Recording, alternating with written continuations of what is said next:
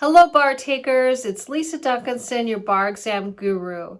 Today, this video is about the bar exam pass rates. Why are they so low, especially in California? So I'm going to talk about some truths about the bar exam. Not truths, but truths. So the truth about the bar exam is that most people fail because they're not properly prepared. This is not an IQ test. I've met so many brilliant people that are attorney takers or first-time takers, and they have failed the bar when they come to me. And it's not because they aren't smart enough. It's not because they didn't work hard enough. It's because the work they did, the things they were asked to do by a traditional bar review program, were not the right things to be doing. And that is sad, and it's something that actually makes me really angry, because at some point, national bar prep companies, which is what most people take, and I'm not going to get into the names, the big 2 or 3 companies that own the bar pass rate. You need to think about that. Why is the February bar exam pass rate often under 40%, 32%? Why is July barely ever over 50%? Why is that? I do bar prep, and I've been doing it for almost 25 years, and I have a pass rate anywhere from 80 to 90%. My attorney takers have even a higher pass rate. Almost everyone passes in our attorney taker program. So I don't have enough students. I don't have 5,000 students each year. So if I did, the pass rate in California would be a lot higher, but I don't. So who owns that pass rate? It's the national bar prep companies. And I don't think it's intentional that they aren't preparing people well, but it just is true that they are not preparing people well. Giving you volumes and volumes and volumes of outlines and asking you to, study for 18 hours a day and review everything and watch videos and review the exam, the outlines over and over again. It's not going to make you into a good bar taker. It just isn't. Yes, you need to know the substantive law, but you also need to confine your knowledge to what is actually tested. And that is something that is so important. The likelihood of certain things ever being tested is just so small. Certain things just never get tested. I'm not saying that you don't need to know the law, but you need to know the law in the context. You need to know what the California bar examiners, or wherever you're taking the bar exam, you want to know what those bar examiners are expecting from you. What level do they want you to be at? And I can tell you that for the MBEs, if you're taking the general bar exam, for the MBEs, in your practice, you should be doing National Conference of Bar Examiner released MBEs only. And in that practice, your practice must be above 80%, preferably above 85%. And I know that those of you who like to do them online, and thank goodness, the February 2022 bar exam is going to be back in person. So you can bubble in the questions, and you can take notes and have scrap paper during the essays and the PT, which is just great. No more split screen. But back to the MBEs. The practice tests, you should confine yourself to only doing questions that were written by the National Conference of Bar Examiners. The problem with the National Bar Review companies is they all have a license, just like we do, to use those NCBE drafted questions. But most courses want to provide you with more. And that sounds like a great idea, except that it's not. It's a really bad idea. Because what you need to be extremely good at is detecting and identifying when the facts say there is support a finding of taking by force, such that it's a robbery, a taking by force.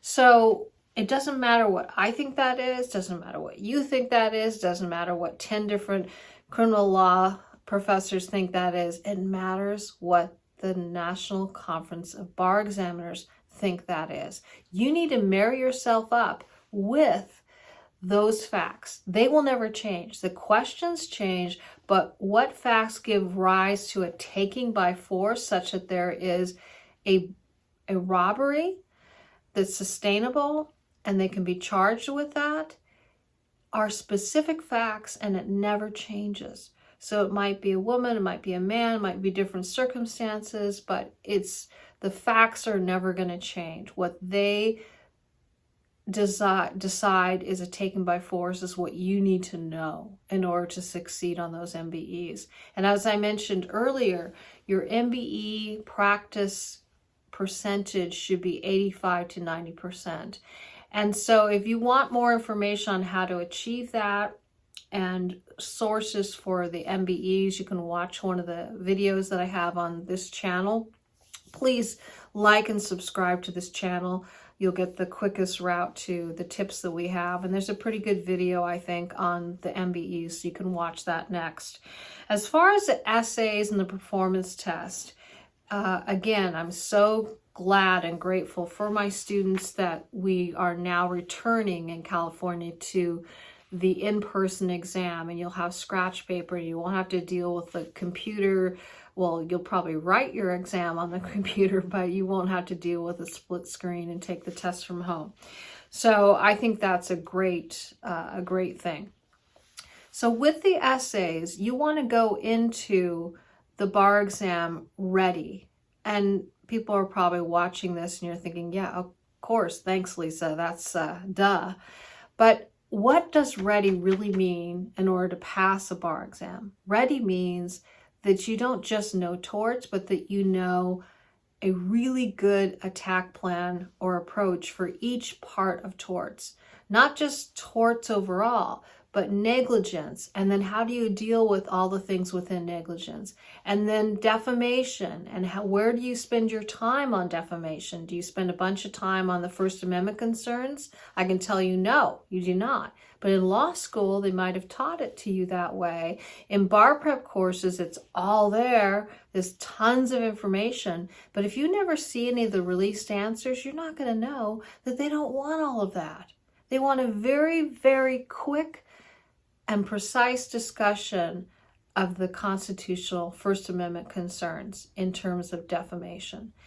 And so knowing the law is not going to get you through the bar exam. Knowing the law and knowing the context and knowing what the bar examiners are looking for, that is what's going to get you through the bar exam. And that's how you will pass easily.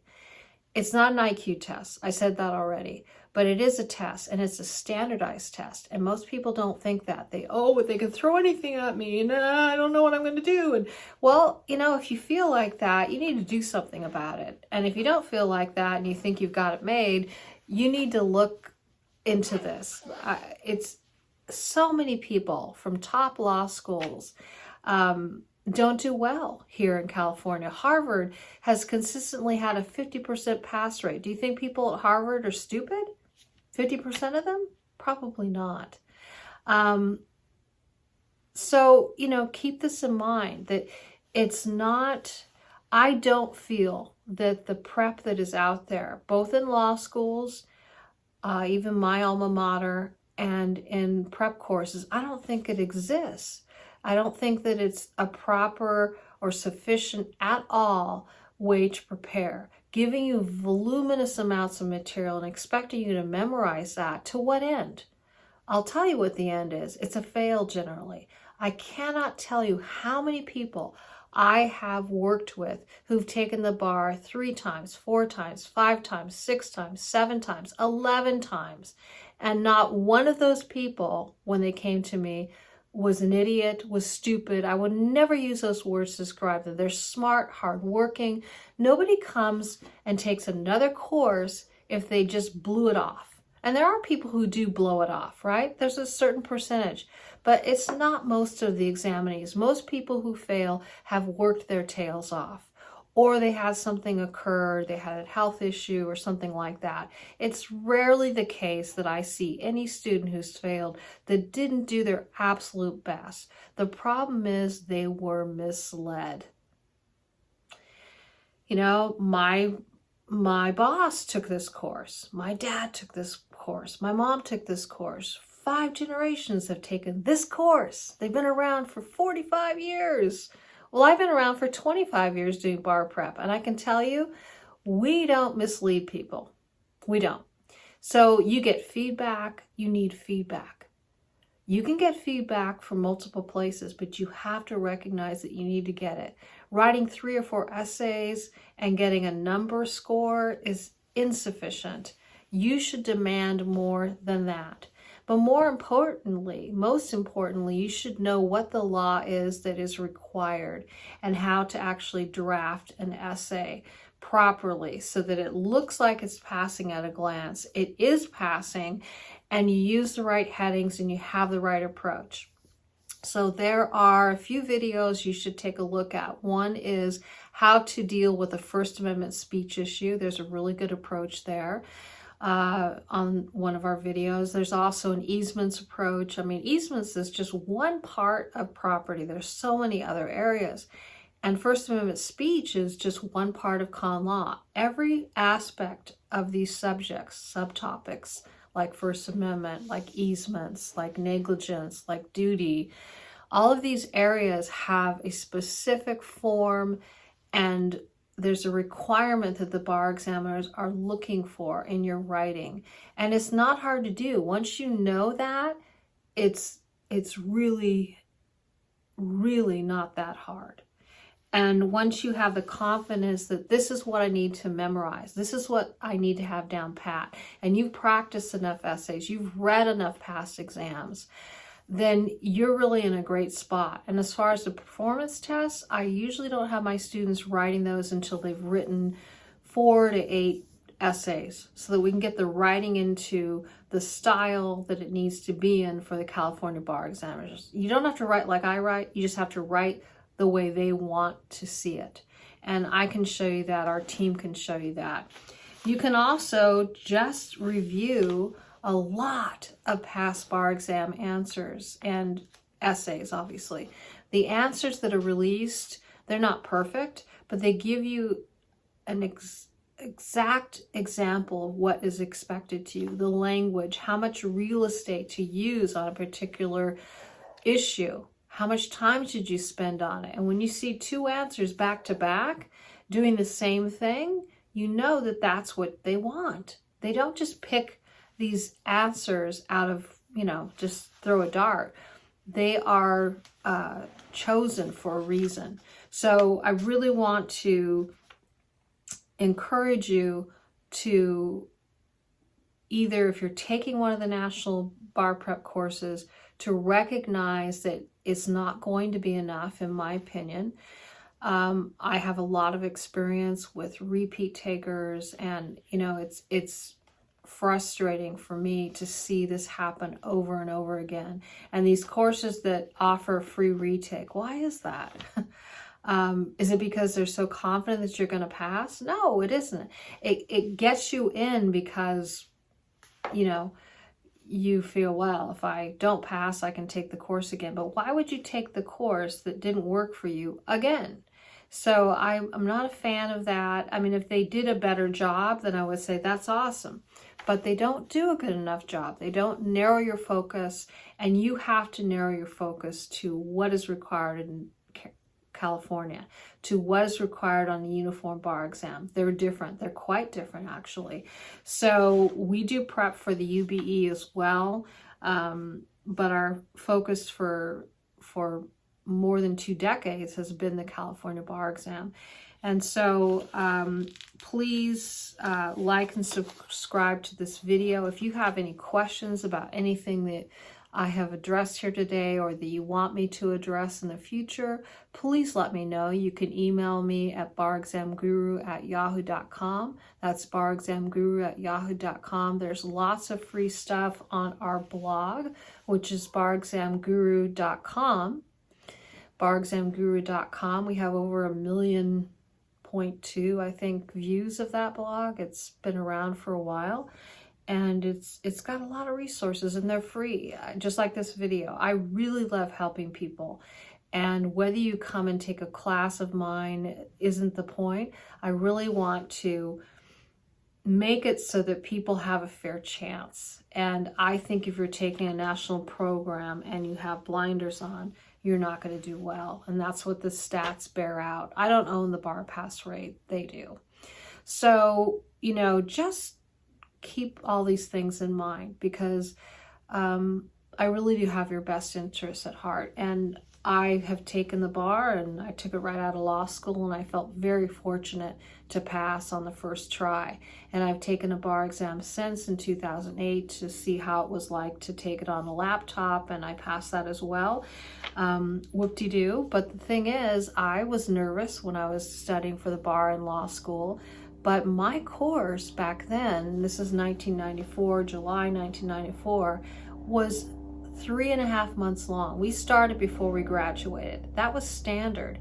Every essay, about 35, was graded with detailed, responses, detailed information and critiques. And we got it back within 2 days. That's amazing. And it shouldn't be amazing. That's how it should be. That's what bar prep used to be. And when it was like that, pass rates were 63 to 70% in California.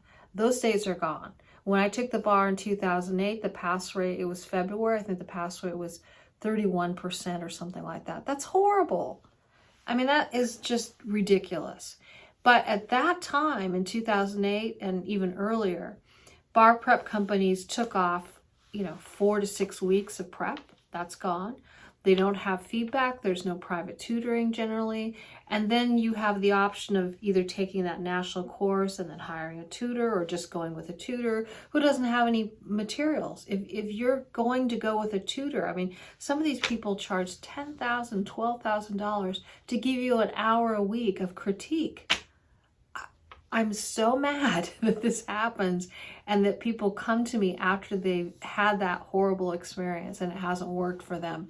Maybe it works for some people, but if your tutor doesn't have a program and they're saying, well, use these books that you already have from your other course. No, it's not enough.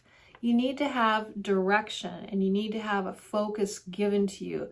That's the job that should be done by bar prep companies that give a damn.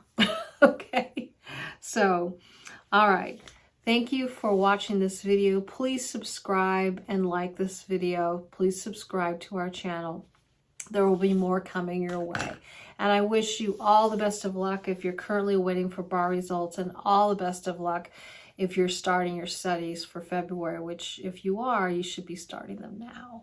Okay, all right, all the best to you. Sign up for our videos and like this video, please. Thank you.